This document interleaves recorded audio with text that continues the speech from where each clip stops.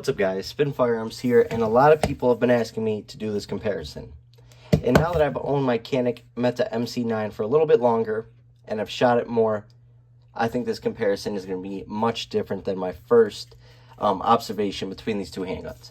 Right here is a Glock 26, which I'm well known as using as my main carry, at least one of my Glock 26s, and then right here, like I said, the Canik Mete MC9.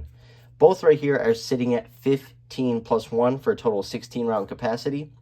Now, the reason why I think this is such a great comparison is the Canik Mete MC9, just like the subcompact above it, is a little bit thicker and bigger than its category, right? People consider this a micro 9, but if you really look at it in terms of a footprint, I think it's more similar to a subcompact. Now, that's not a bad thing whatsoever. I prefer subcompact size handguns for many reasons, including magazine compatibility with its larger models, also ease of shooting, considering it's a little bit thicker, a little bit heavier, and tends to be a little bit flatter shooting. Anyways, Glock 26, nothing special, guys. Everyone knows what comes with a Glock. This right here is a Gen 3, no rail, no optics cut. Obviously, they make a Gen 5 Glock 26 MOS that does come with an optics cut, but it will not have a rail on it. No texturing, so of course I had to throw some grips on it, which we'll touch on the Canik in a second. The number one thing about the Gen 3 Glocks is parts compatibility, holster availability. There is not a single holster manufacturer that doesn't make a holster for this. Not a single one. Now, Caniks are getting a lot more popular, but in terms of finding the most aftermarket support, the most sight options, the most everything, it all is the Gen 3 Glocks. Now, trigger we'll touch on, cleared. Just a Glock trigger, a little bit of sponginess here and there. Relatively short and crisp reset. Definitely not a Canik trigger though. One thing I will say though, the Glock finish on this Gen 3 is flawless. This Glock has been through a lot and it barely shows any of the wear, and a lot of the times you can just scratch or rub the wear off. Comes with crappy sights, even though you can buy Glock 26s with Ameriglow bolts and, you know, other OEM sights from Glock, but you do have to pay a little bit more money in order to get that, typically $80 to $100. So up top, I did have to add my own sights. They were $60. Those are just Ameriglow cap sights, and it makes for an awesome everyday carry setup. Now, the best part about this is it is so short, 4.21 inches in height with the flush mag. That's one of the shortest handguns, even compared to something like a Hellcat or something like that, right? So it's one of the shortest handguns. That makes it one of the easiest handguns in the world to conceal, and it's simple as that. Even though it has some thickness to it, in terms of sticking out and printing, when you have the flush mag, it is simply one of the smallest and shortest setups for concealed carry and keeping it nice and concealed. Now, you only get 2 fingers on it, but you can just wrap the third, or get a base plate, or use a Glock 19 mag. That's what else I was going to mention. You use a 10-round flush mag. They also make 12-round OEM mags that allow you to get your pinky on there. Then you can use a Glock 19 15-round mag, a Glock 17 17-round mag, a Glock 19X 19-round mag. You can use every magazine that's made from Glock, all the way up to 33 rounds, which is pretty rare compared to a lot of these other small subcompact handguns, considering this is one of the shortest. No texturing, like I said, so I throw grips or get all of mine stippled. And yeah, that's about it. But I can rip this handgun right here. It's fast. It's reliable. I have so many Glock 26s. If you've ever seen my collection or my videos, I have ridiculous amounts of 26s. And I have no issues ever with them. They just run, even with aftermarket barrels, aftermarket slides, aftermarket this, aftermarket that, sights, mailbox sights, whatever. They are all running flawlessly till this day. So absolutely love the Glock 26. Now, both are sitting at 15 plus 1 here, which is the larger mag for the Canik that it comes with. Look at that, 15 plus 1. 15 plus 1 for the Glock on the left, 15 plus 1 on the right. But also notice the Canik is a tad bit thinner. So for people who do struggle with thicker handguns, this might be a better option for you. But you can also see where the handgun ends. Almost with that flush mag for the Canik is where the 15 plus 1 sits for the Glock 26. Then up top, very comparable. Very comparable. And then overall footprint, which I already showed you guys. Now, for the Canik. Not much texturing on the Canik as well. Definitely better than the Glock, though. So I did still pick up a pair of Glocks for it, or grips for it, sorry. Rail. That's one big thing that Glock never put on the subcompacts that has driven a lot of business away. They can do it for the 43X, the 48, you know, all these other models, but they can't do it for the subcompacts, and I just don't understand it.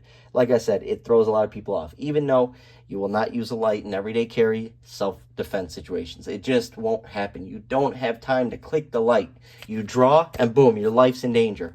You will never have time to use a light. I don't know who these people are, but it's insane. I've never seen one self-defense encounter where the guy draws, turn the light on, go.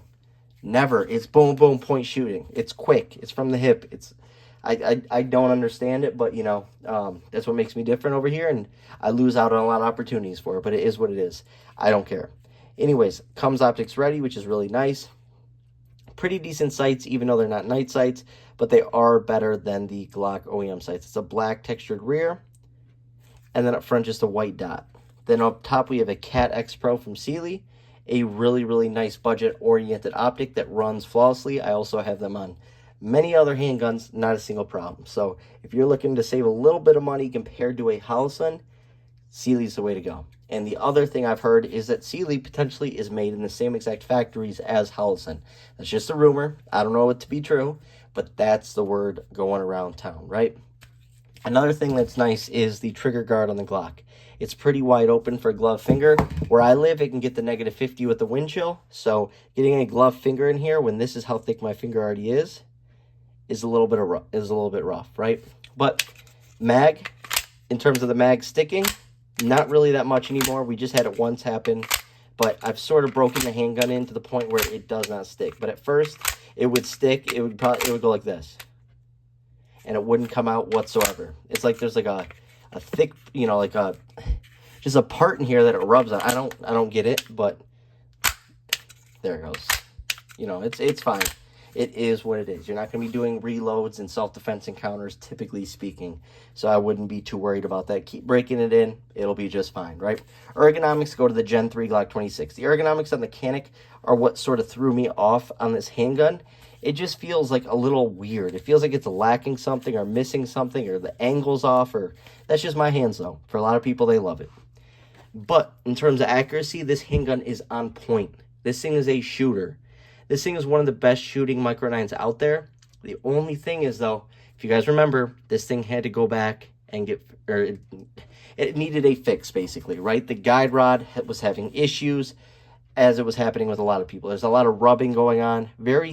I mean, if you look at the gaps, very thin gaps. A lot of people crap on Ruger for their gaps and how the slide wobbles, but they do that for reliability. When you're too tight, you have issues with rubbing and the guide rod and all sorts of stuff. Slows it down and prevents it from going into battery and many other issues with feeding, right? So I typically like handguns, you know, with a little bit bigger gap. I mean, this isn't the best example in the world, but it runs flawlessly. Now, mag releases just fine nowadays. Just a little sticking here and there. Trigger. First trigger pull is going to be obviously a little longer. It's more like a rolling trigger because there's no real defined wall. I mean, there's a little bit of defined wall, but it's like, here's where it starts giving you some, you know, pushback. It's really light, though. Then you have a little bit of a defined wall, and then just goes right into it. But now check out this reset. And it really kicks that trigger back. It really does. I really like the trigger on the Canik. If they could have just put this trigger guard out here, come on. That would have been just sick. So mine has been sent back, but it's been flawless ever since, and we've already gotten past that round count. So far, so good. Everything is taken care of. And that's what happens with a lot of new releases. Typically not with Glocks, though. Really nice reset. Really nice trigger. You gotta love it. Back here, striker indicator, letting you know that it's cocked and ready to go. Just a good, solid overall handgun. Loaded chamber indicator up top. But the finish isn't the greatest on it. And that it is what it is. You can always get it refinished. It's not terrible, but it's also not the greatest. She'll scratches pretty well. But overall, two great handguns. I would not complain if you chose one over the other. For me, Glock 26 is the way to go. But if I was only given the Canik, I would be just fine with it. I would be happy. I would have no problems carrying the Canik. Also, in terms of the slide stop, it's really nice because when you're shooting it, you're not going to accidentally mess with it, which is nice. It's just like almost non-existent. which is actually a pretty good feature, because when you want to use it and are intending to use it, it works. But when you're not trying to use it or engage it, it doesn't work, which is perfect, and that's what you want. So the Canik has a lot going for it. I didn't always give it the fairest shake because of the reliability issues. But if you have a good one, then you have a good, solid pistol on your hands. Hope you guys enjoyed the video. Thanks for watching.